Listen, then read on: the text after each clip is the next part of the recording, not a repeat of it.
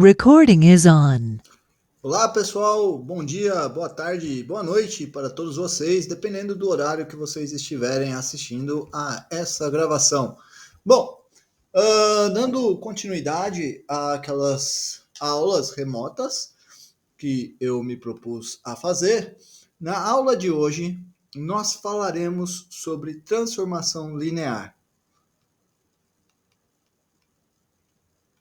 Funções lineares, no plural.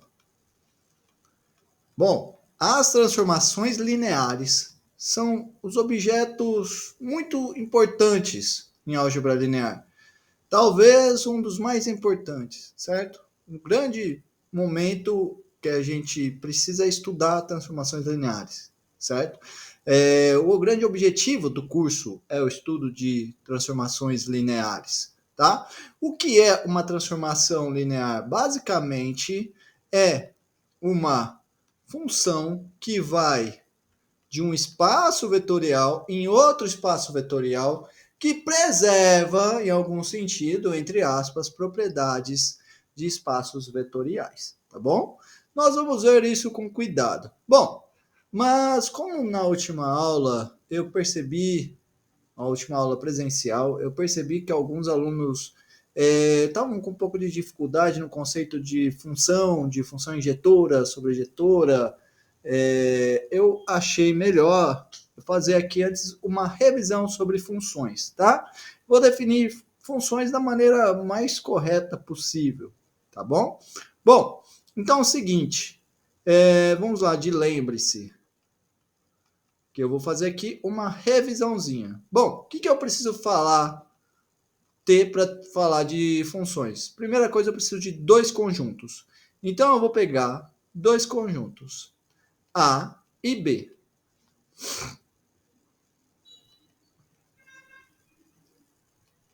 Todo mundo sabe que se eu escrevo uma lista, aqui um par ordenado AB, certo?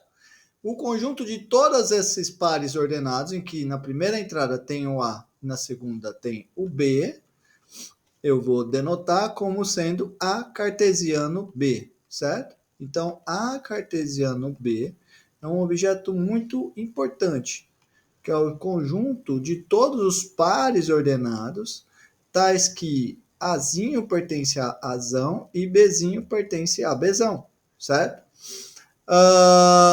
Então eu defino isso.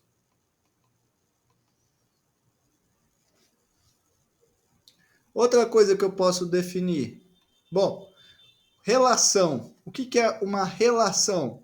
Relação é simplesmente um subconjunto do produto cartesiano, certo? Isso aqui é uma relação. Ou seja, o que tem que acontecer para um cara estar em AB? Eu tenho que ter AB dentro do R, certo? Se isso acontece, eu digo que o A está relacionado com o B, certo? Se o par AB está aqui, eu digo que o A está relacionado com o B. Bom, agora terceiro e mais importante, função ou gráfico de função. O gráfico de uma função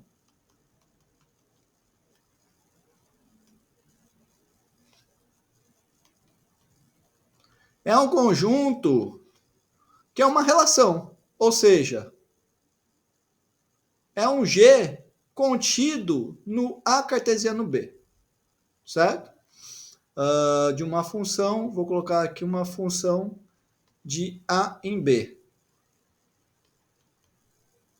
Ou uma função com domínio A e contradomínio B.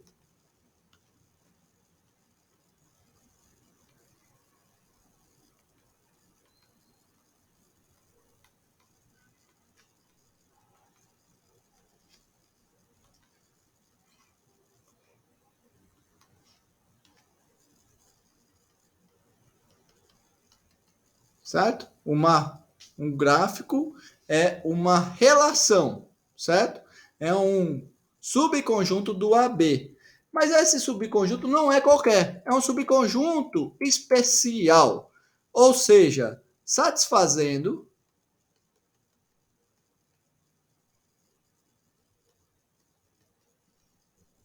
duas coisas. Primeiro,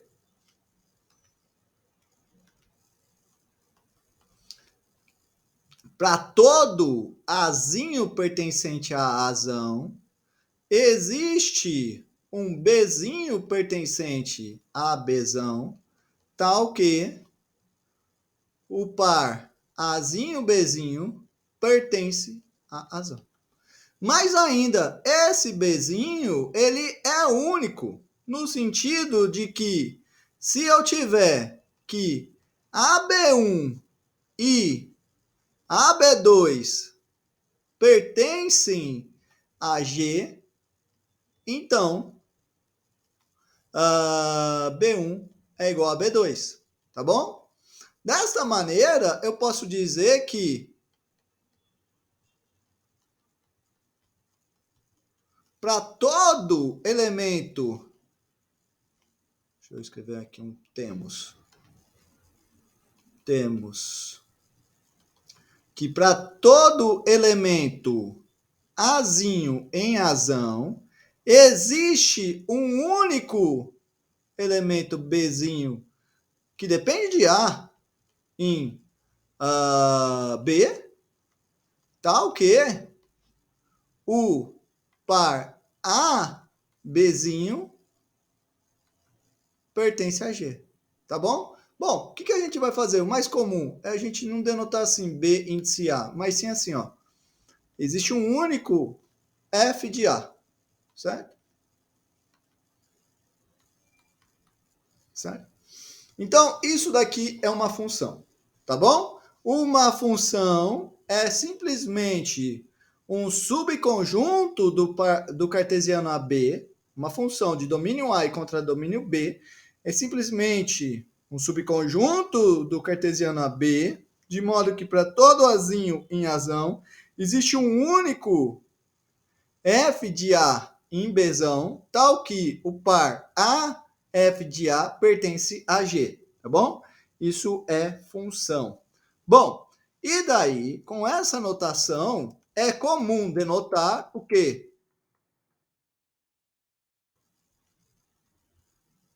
Bom, veja só então, para cada elemento de A, eu estou relacionando um F de A. Então, eu vou denotar assim, ó. E daí, para lembrar, eu estou pegando um elemento do A e levando para B. Eu denoto assim, certo? Eu vou colocar um F aqui porque eu tenho esse F. Essa é a maneira mais tradicional de representar função. Mas uma função, de fato, é, que nem eu estou dizendo, um subconjunto do cartesiano que tem essas propriedades, tá bom? Isso é uma função. Bom, essa coisa aqui, então, é o que a gente chama de função. Ou, seguindo a notação do livro, também há pessoas que chamam de aplicação. Tá bom? Então, eu vou pensar em aplicação. Bom, agora tem algumas funções que são especiais. Eu vou colocar aqui, então, nas nossas definições, 3, 4. Dada uma função f de A em B, domínio A contra domínio B, uma função, diremos que a função f é injetora quando acontecer o quê? Quando acontecer essa frase, que eu vou chamar aqui de 3i. Que é, se eu tiver, quando satisfaz, né? Essa frase.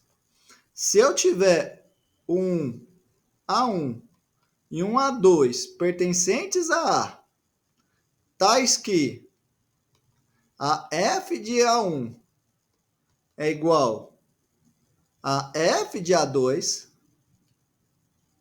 então o A1 é igual ao A2, certo? Nota que a contrapositiva disso também é interessante, certo? Então vamos lá, 3i é equivalente à afirmação.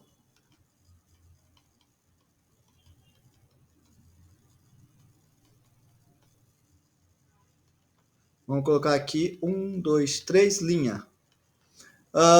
Contrapositiva. Então, se eu tenho A1 e A2 pertencentes a A, tais que A1 é diferente do A2, então o f de A1 é diferente do f de A2, certo? Isso é uma função injetora, tá bom? A função injetora, ela relaciona, né, nessa coisa de relacionar, você tem que pensar aqui assim, né? Lembra? Para todo f de A, para todo Azinho em A, existe um único f de A. Mas esse f de A pode ser um f de A para esse A e também pode ser para um outro. No caso geral. Agora, na função injetora, não. Que é o que foi dito. Se o meu A1 é diferente do A2, o f deles são diferentes. O f do A1 é diferente do f de A2, certo? Isso é uma função ser injetora. Bom, agora eu vou falar de sobrejetora. Mas antes de falar de sobrejetora, eu preciso definir um conjunto muito importante, que é a imagem. Então, dada uma f de A em B, uma função ou uma aplicação, que dá na mesma, eu vou definir a imagem de f por... É um conjunto. Esse conjunto aqui, o livro denota assim por IMF, tá? Mas eu também gosto dessa notação aqui, F aplicado no domínio. Ela é o quê? É o conjunto de todos os F de A's, tais que A pertence a Azão, tá bom? Essa é a imagem. E daí, o que vai acontecer se eu pegar quem é uma função sobrejetora, certo? Dada f de A em B, uma função, diremos que a função f é sobrejetora quando a imagem dela é igual a todo o contradomínio, tá bom? Isso é uma função sobrejetora. Muito bem. Agora, para terminar, a famosa função bijetora. Dada f' de A em B, uma função, nós diremos que f, ou diremos, vai. Dizemos que f é bijetora quando f é injetora e sobrejetora. Certo? Então, uma função que é injetora e sobrejetora é dita bijetora. Tá bom? Muito bem. Agora, eu queria fazer uma observação. Pega f, uma função bijetora.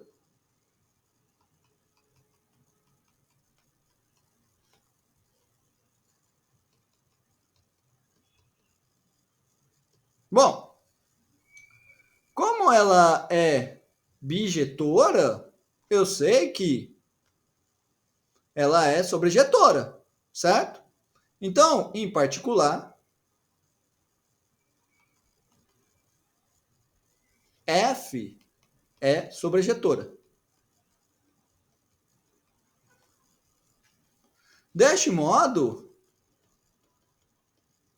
se eu pegar um Bzinho pertencente a Bzão, vai existir, mas o Bzinho, o Bzão, ele é exatamente a imagem, certo?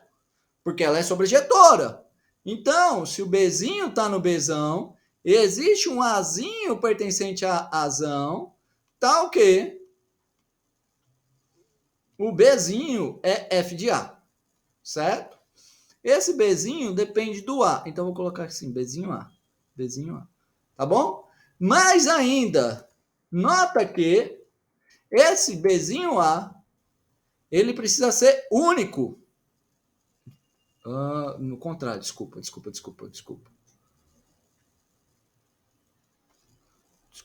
Deixa eu fazer lá de novo. Eu acabei falando besteira aqui. Deste modo, o que vai acontecer? Dado um Bzinho pertencente a B, vai B é igual ao f de Azão, então vai existir um Azinho que depende do B em A, tal que o B é igual ao f do A, B. Tá bom? Mais ainda, esse A, ele é único, certo? Mais ainda, esse A é único. O elemento AB é único. Por quê?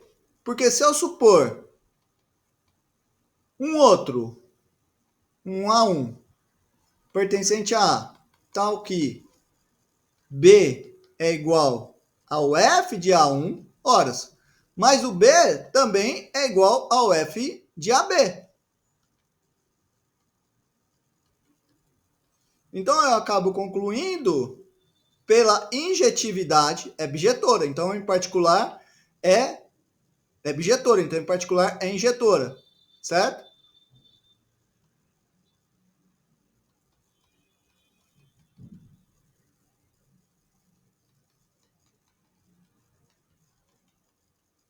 Eu vou ter, então, que o meu AB é igual ao A1. Então, ela é injetora. Certo? Então, o que eu mostrei, pessoal? Vamos ser práticos. O que eu mostrei? Portanto, para todo Bzinho em B, existe, é único, um elemento em A. Esse elemento em A eu vou denotar por f a menos 1 de B. Tá ok?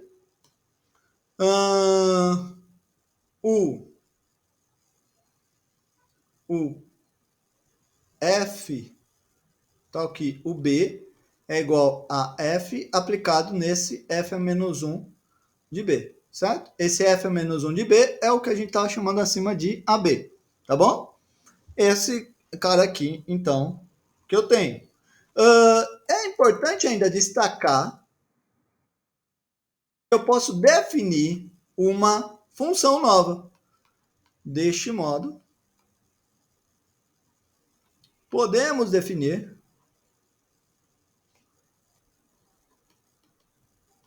uma nova função, que é chamada de função inversa da f.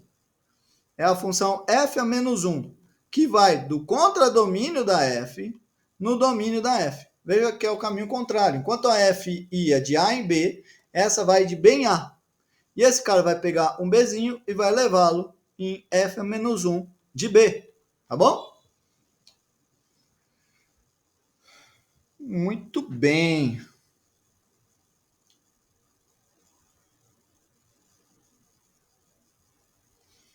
Para terminar, eu quero fazer mais uma propriedade, uma outra observação. Eu estou dizendo aqui, ó, que, vou chamar isso aqui de estrela. Por estrela, eu vou ter que, certo? Eu estou supondo aqui que tem alunos que não sabem nada de função. Então eu vou ter que definir uma nova coisa que é a função composição. Então é o seguinte, pessoal, ó, dado um conjunto A aqui, eu construí uma função que vai no A nesse conjunto B, tá? É a minha F. Suponhamos que eu tenha aqui um conjunto C. E daí eu construo uma nova função, que é uma função G, certo? O que eu vou querer agora? Vou querer construir um caminho que vai do A até o C, certo? Essa função, eu chamo ela de G bola F. Vai ficar claro. Como que essa função se comporta? Bom, eu vou pegar um xzinho aqui, um azinho. E eu vou pegar esse azinho e vou levar ele aqui, ó, em F de azinho. Aí, esse F de azinho eu vou levar pela G. Ele vai chegar onde? Vai ficar em G aplicado no F de azinho, tá bom? Então, dessa maneira, eu defini uma nova função, que é chamada G bola F, aplicada em A. Ela é a G aplicada no F de A, certo? Isso aqui é o que a gente chama de função composição. Outra coisa importante a ser dita é que nós temos uma função especial, que eu sempre posso definir, que é a função identidade, de A em A. Que ela pega um A e leva ele em identidade de A.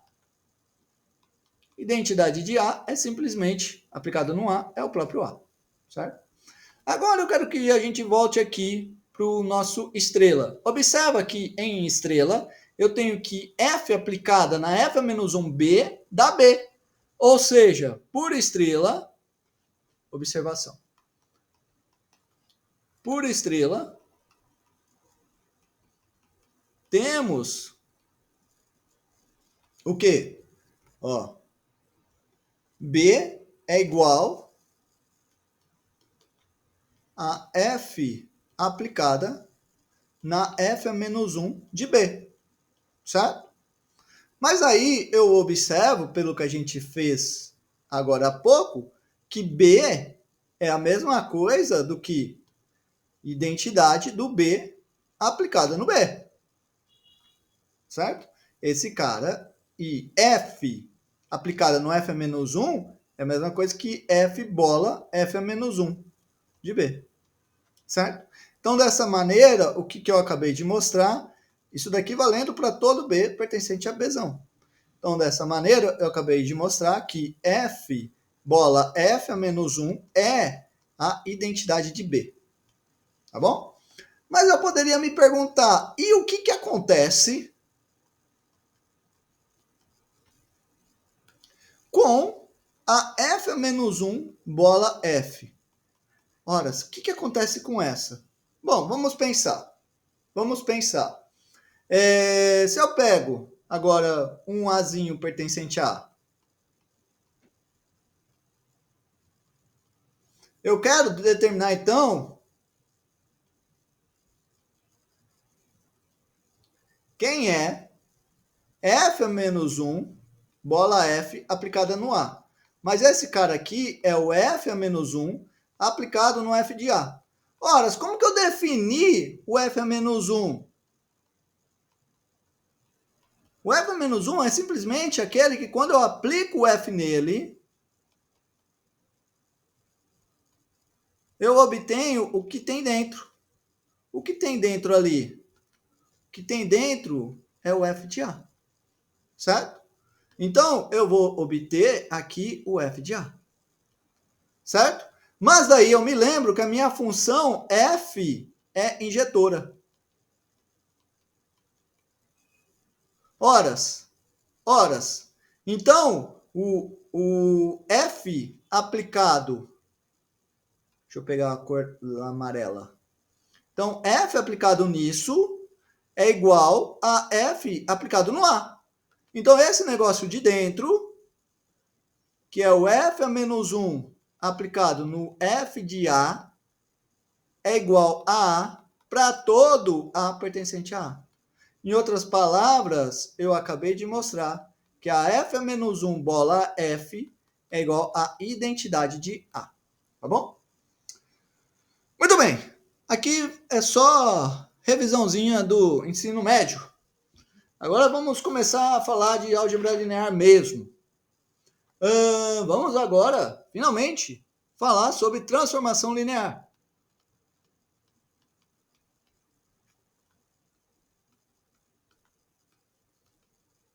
O que é uma transformação linear? Como eu disse, transformação linear é uma função especial.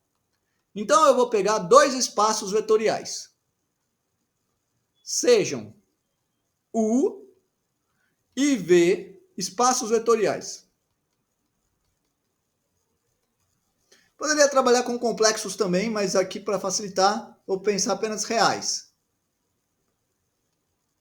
Certo? Uma aplicação ou função T de U em V, ou seja, domínio U e contra domínio V. Observa que aqui tem já uma coisa especial. O domínio contra domínio são espaços vetoriais. Esse cara é dita transformação linear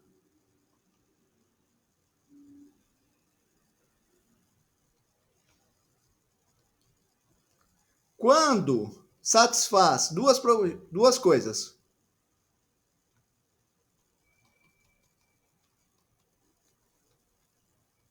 Primeiro, a minha T aplicada num U1 mais um U2 é igual a T aplicada no U1 mais a T aplicada no U2. Isso daqui para todo U1 e U2 pertencentes a U. Segunda coisa, se eu pegar a T e aplicar em alfa vezes U, isso daqui é a mesma coisa que alfa vezes TU, certo? Para todo alfa pertencente aos reais e todo uzinho pertencente a Uzão. Aqui eu quero chamar a atenção de uma coisa com vocês. Observa que esse sinal de mais é diferente desse outro sinal de mais. Na esquerda, eu estou trabalhando com uma operação em U. Na direita, com uma operação em V. A mesma coisa, esse sinal de multiplicação é diferente desse sinal de multiplicação. Enquanto na esquerda eu estou trabalhando em U, na direita eu estou trabalhando em V, tá? E esse é o grande barato das transformações lineares. Elas são interpretadas da seguinte maneira: é uma função que, de certa maneira, ela preserva a soma e a multiplicação por escalar, deste modo, certo? Ou seja, se eu pego um 1 e um U2, eu posso, e vou aplicar a T neles, eu posso primeiro somar eles e depois aplicar a T, ou eu posso, aplico a T em um, aplico a T no outro e depois somo. Multiplicação por escalar, eu posso pegar um 1 e um alfa, multiplicar os dois e depois aplicar o T, ou eu posso primeiro aplicar T no U e depois multiplicar pelo alfa, certo? Ela meio que preserva, em algum sentido, essas operações, tá bom? Muito bem. Vou dar um exemplo. Horas, pois. o exemplo mais bobo possível de transformação linear. Qual é o exemplo? A função identicamente nula. Então eu vou pegar U e V, dois espaços vetoriais.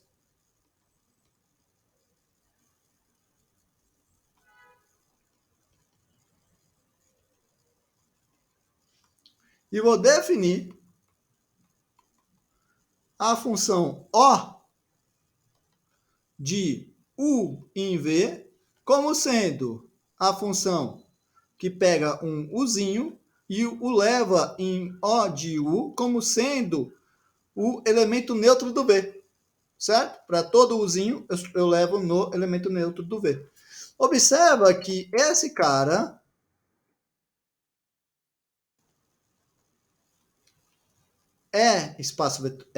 transformação linear.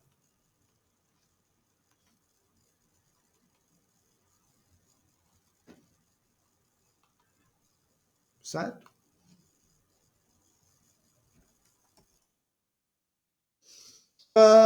Muito bem. Por que ele é transformação linear? Vamos ver. De fato. Então vejamos. Primeiro, dado qualquer Uzinho e U2, U1 e U2 pertencente a U, eu vou ter que o O aplicado no U1 mais U2 dá quanto? Ora, se todo mundo aplicado que eu aplico a O, dá o zero do V. Então vai dar zero do V. Aí você fala, poxa, mas eu quero que isso aí dê uma soma, eu quero que dê o O do U1 mais o O do U2. Ora, mas o zero do V é a mesma coisa que zero do V mais zero do V. Certo? Fiz nada. Aí você pensa e fala, oxe, mas o zero do V é a mesma coisa do que o O aplicado no U1. E o zero do V também é o O aplicado no U2. Pronto. Acabou. Certo? O O aplicado no U1 mais U2 é igual ao O do U1 mais o O aplicado no U2. Tá bom? Muito bem. Mais uma função. Uma transformação linear muito boa, muito importante. E um exemplo muito simples é a identidade. Então, seja, eu já defini a identidade lá acima, né? Agora eu vou definir a identidade no espaço vetorial V. Seja V um espaço vetorial. Eu vou definir IV como sendo a função que vai do V em V, que pega um Vzinho e o meu IV aplicado no Vzinho é o próprio Vzinho. Certo? Note que esse cara é transformação linear.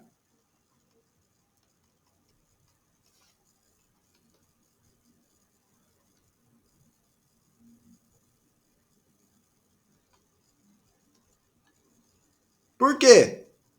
Pois, vamos ver se satisfaz as duas coisas. Primeiro, se eu pego um IV e aplico ele em um Vzinho e V1 mais V2 qualquer, quanto que dá isso? Bom, IV aplicado em qualquer coisa dá essa qualquer coisa. Então vai dar IV aplicado em V1 mais V2 vai dar V1 mais V2. Mas o V1 é a mesma coisa do que o IV aplicado no V1. E o V2 é igual ao IV aplicado no V2. Ora, então isso daqui acontece para todo V1 e V2 pertencentes a Vzão. Pronto. Segunda coisa. Agora, e se eu pegar e aplicar o meu IV num escalar alfa vezes V? Horas. Esse cara é simplesmente o quê? Bom, o IV aplicado em qualquer coisa dá essa própria qualquer coisa. Então vai dar alfa vezes V. Mas isso aqui, o V é a mesma coisa do que o quê? O V é a mesma coisa do que o IV aplicado no V. Pronto. Isso aqui acontece para todo alfa pertencente aos reais e V pertencente a V. Pronto. Tenho mais uma função. Olha que legal. Agora vamos colocar uma função menos trivial. E muito importante mesmo essa transformação linear. Como nós veremos, ela joga um papel fundamental. Do mesmo jeito que espaços vetoriais finitamente gerados, eu falei para vocês que eu tenho uma relação biunívoca com com Rn ou com um conjunto com um Mn por 1, moralmente, as nossas transformações lineares de espaços vetoriais finitamente gerados, mais para frente eu vou mostrar que elas têm uma relação com esse tipo de relação de transformação linear que eu vou colocar aqui, tá? Então vamos lá. Eu vou pegar uma transformação linear, uma matriz. Deixa eu ir para outra página, porque isso daqui merece mais atenção. Então, seja razão A e J uma matriz N por M. Certo? Bom, eu vou definir agora o seguinte.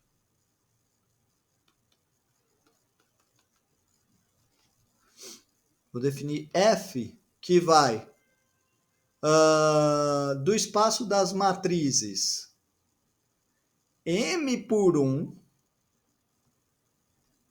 com entradas reais, nas matrizes N por 1. Como que eu vou definir esse cara? De modo que se eu pegar uma matriz coluna X, eu vou levar ela no F de X, sendo simplesmente A vezes X. Observa que uma vez que a matriz A tem entradas observa que uma vez que a matriz A ela é N por M e a matriz X ela é M por 1, essa multiplicação está bem definida e vai ter uma matriz N por 1, como a gente gostaria. Tá? Então essa definição está bem estabelecida. Bom, agora eu vou mostrar que esse carinha aí é uma transformação linear. Vai ser muito fácil. Note que F é transformação linear.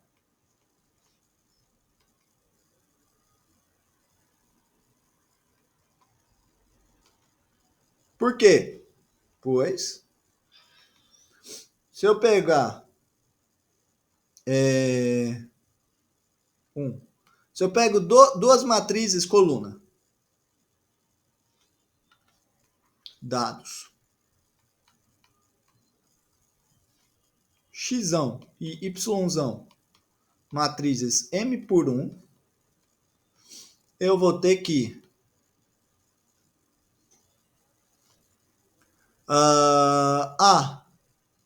F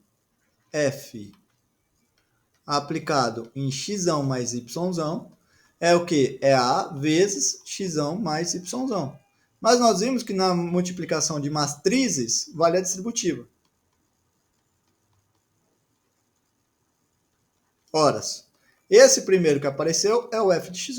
E esse segundo é o f de y. Pronto. Segundo. Agora, se eu pegar um x pertencente a M por 1 e alfa um número real, eu vou ter o quê? Eu vou ter que o f aplicado no alfa x vai ser igual a A vezes alfa x. Mas isso daqui a gente viu propriedades de multiplicação de matrizes, né? Isso aqui é alfa vezes A vezes o x. Certo? Mas vai ser alfa vezes, então, AX. Mas AX é o meu f de x. Pronto. Acabou. É transformação linear. Eu quero agora dar um pouquinho mais de atenção só para caracterizar esse cara. Vamos ver quem é exatamente isso daqui, certo? Então, vou colocar aqui uma observação.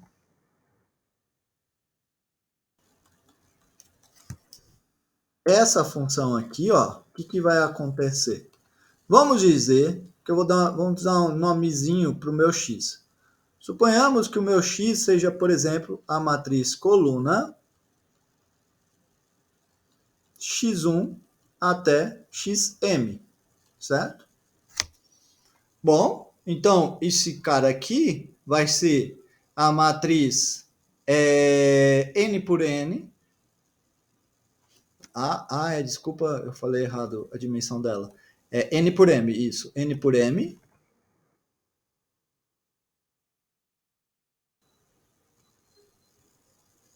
Então vai ser aqui, ó, A11, A12 até A1M, certo? Tem M colunas, né? Isso. Depois, A21, A22 até A2M. E eu continuo isso. Até o AN1, AN2 até ANM. Se eu faço a multiplicação disso com a matriz coluna, que é X, que é x1, x2 até xm, esse bichinho nada mais, nada menos vai ser do que... Vamos colocar aqui do lado. Assim. Ou melhor, esse bichinho, só vou repetir aqui. Não, vou fazer melhor. Colocar embaixo. Fica melhor. Deixar tudo na mesma linha. Aqui. Não, mas não vai caber. Não vai caber. Então, vou só fazer assim. Então, essa matriz vai ser o quê? Vai ser o A11x1 mais A12x2 mais até o A1mxm. Depois, A21x1 mais A22x2 mais até A2mxm. Certo?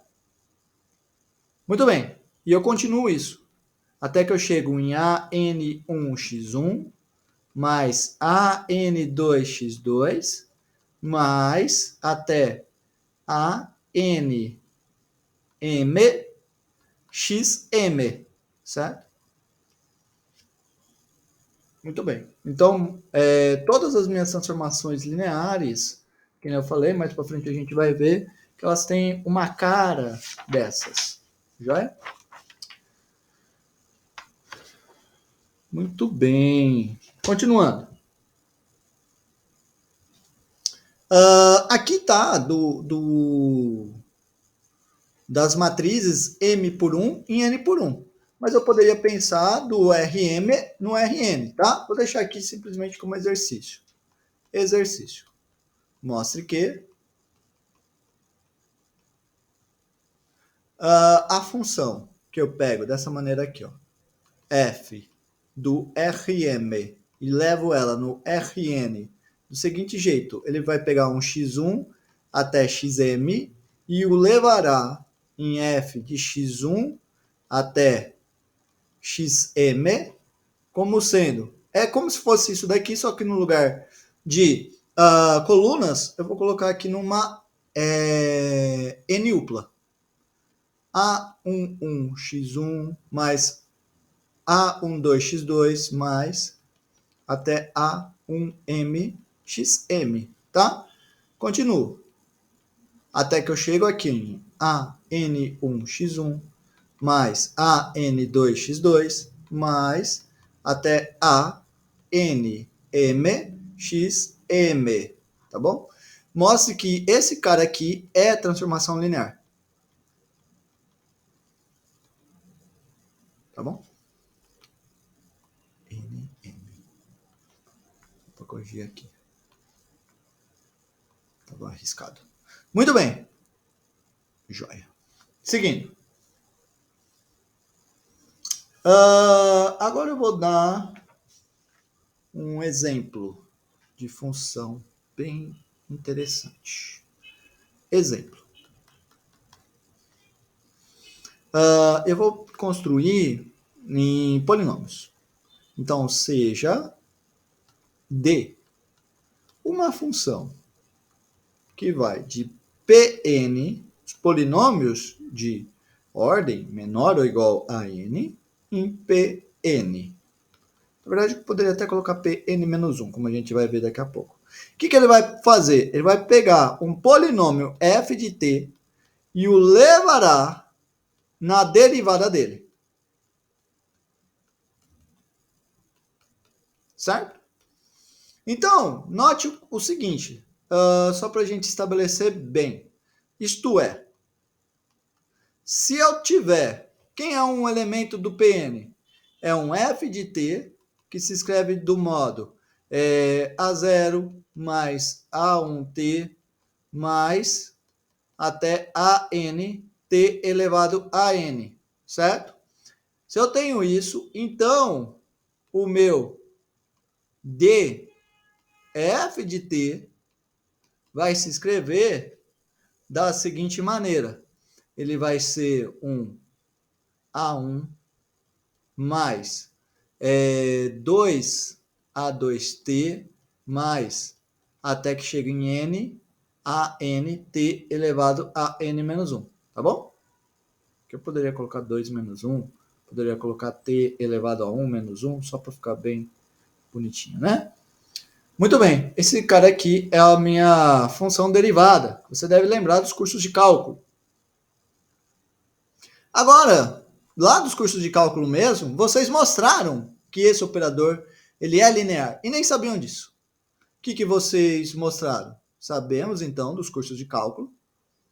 Sabemos pelos cursos de cálculo.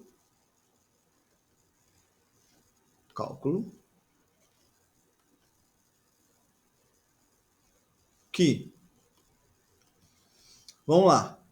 Primeiro, se eu pego dois polinômios, fg, f mais g, t, bom, é uma função em particular, uma função derivável. Mas esse cara aqui, então, vai ser f mais g, linha de t, mais derivada da soma é a soma das derivadas. Isso aqui acontece para toda f e g polinômios. Certo? Mas o primeiro é o d aplicado na f e o segundo é o d aplicado na g. Certo? Muito bem.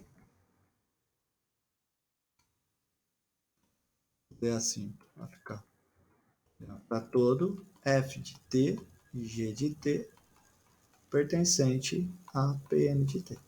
Tá bom? Segundo, agora se eu pego alfa e multiplico ele num polinômio t. Ora, isso daqui é a derivada linha de t. Mas pelo curso de cálculo, eu sei que isso é alfa vezes f' de t, que por sua vez é alfa vezes d aplicado no f de t. Certo? Isso daqui podendo acontecer para todo f de t pertencente a Pn de t, Pn de R, desculpa, que eu errei aqui, Pn de R e aqui também Pn de R. E todo alfa pertencente aos reais, certo? Muito bem. Então, o operador derivada é uma transformação linear. E o integral? O integral tem que tomar cuidado, certo? Para quem já está fazendo o cálculo 2. Exemplo sexto. Seja I um operador que vai do Pn de R no... Agora aqui vai mudar. Pn mais 1 de R. Certo? Muito bem. Eu vou pegar, nesse cara aqui, vou pegar um f de t e o levarei em quem? I aplicado no f de t vai ser a integral de 0 até t do f de s ds. Vou definir dessa maneira. Tá bom? Muito bem. Ou seja, observa que se eu pego f de t como sendo A0 mais A1t mais até AN t elevado a n. Então, pelo teorema fundamental do cálculo, o meu I aplicado no f de t vai ser teorema fundamental do cálculo. Esse cara vai ser, então, em S ali, né? Então vai ser A0S mais A1t elevado a 1 mais 1, que dá 2, dividido por 2, mais, sempre vou somar com 1 e colocar o expoente ali embaixo. AN t elevado a n mais 1, dividido por n mais 1, tá bom? Não era para ser t, era para ser s, porque ali está s, né, dentro da integral. Então, eu vou respeitar e colocar s aqui. S. Esse s variando de 0 até t. Então, isso daqui vai ser simplesmente A0 de t mais A1 sobre 2t ao quadrado mais até AN sobre n mais 1 t elevado a n mais 1 menos, quando eu aplicar o zero em cada um desses s, vai dar zero. Ora, mas qualquer coisa menos zero dá essa qualquer coisa. Essa, então, é a minha f. Certo? E, novamente, essa função, ela é linear, certo? Então, eu posso novamente lembrar dos meus cursos de cálculo.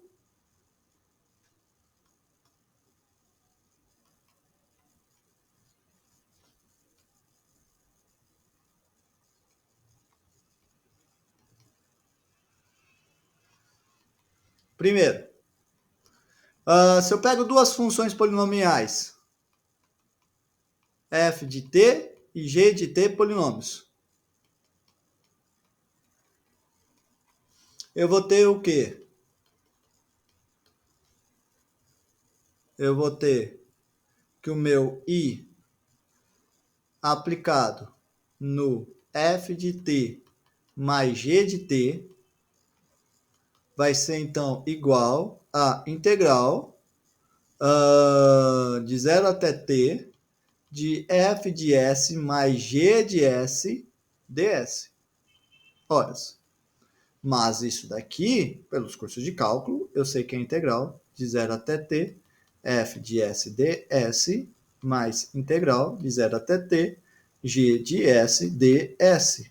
Ora, então esse bichinho é simplesmente o i aplicado no f de t mais o i aplicado no g de t. Segundo exemplo, segunda propriedade. Agora, se eu pego um alfa pertencente aos reais e uma f polinômio, eu vou ter que o i aplicado no alfa vezes esse f de t vai ser a integral de 0 até t do alfa vezes f de s ds. Mas pelas propriedades que eu conheço de cálculo, isso vai ser alfa vezes a integral de 0 até t f de s ds, que é alfa vezes i aplicado no f. Tá bom? Portanto, como satisfaz essas duas propriedades, portanto, esse i é transformação linear.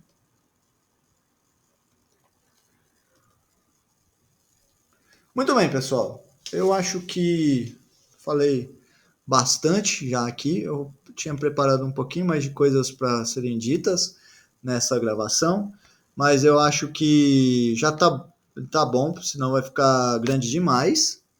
E no próximo vídeo eu vou falar um pouquinho mais agora de propriedades. Assim como nós fizemos nos espaços vetoriais, demonstramos propriedades arbitrárias dos espaços vetoriais, que valem sempre, né? Eu vou fazer a mesma coisa aqui em transformações lineares, tá bom?